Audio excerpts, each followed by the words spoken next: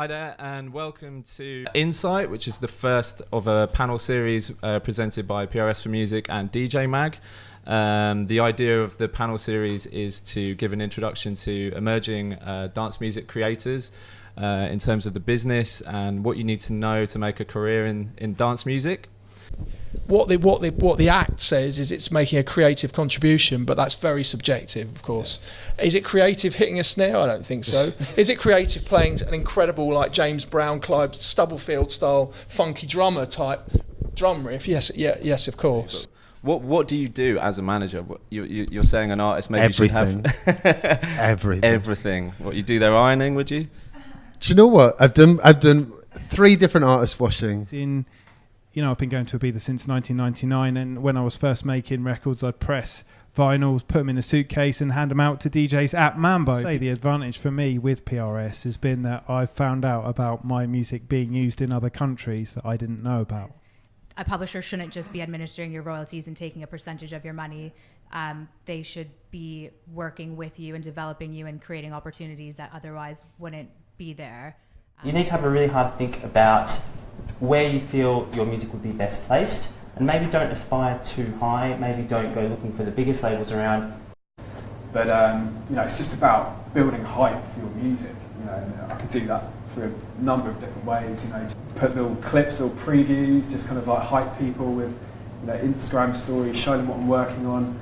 Just being aware of the rights that you may have allows you to negotiate that a little bit. So you can do that on the publishing. You could say, I feel like I should have 15% of the publishing on this remix. Yeah, it's all up for negotiation. From a distribution side, obviously, we deliver the record label signs the release. We deliver it to the stores, streaming stores, download stores.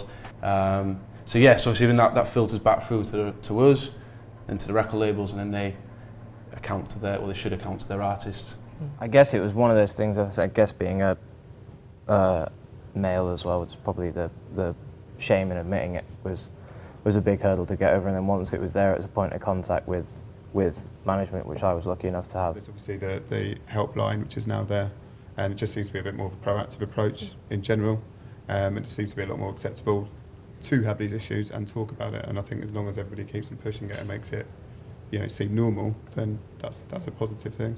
But I do think if people have had instances, then to find a good network of people, like she said, so sign up online. I mean, I get really upset when I hear things like that panel's a sausage fest or something. So I think as long as these collectives are supportive and that it's men, women, or however you identify, working together, then that affects change. Main stage at main festivals, any stage at big festivals, are significant royalties. They'll be considerably more than even a headline performance at a club such as Fabric or Ministries. PRS is quite detailed in terms of like where the play's from, region, and also I get a kind of pie chart of a breakdown between radio, TV, live, and so I can kind of work out where my music's being played, what kind of areas I'm doing well in, which it's really useful. Initially, we started back in 2005.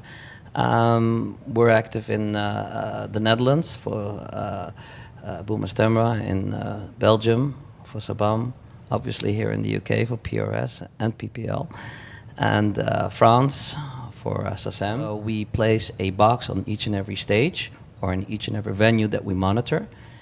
Everything can be done remotely if we have internet access, of course, and the audio is being recorded, then it's matched against our database, and then we create the reports.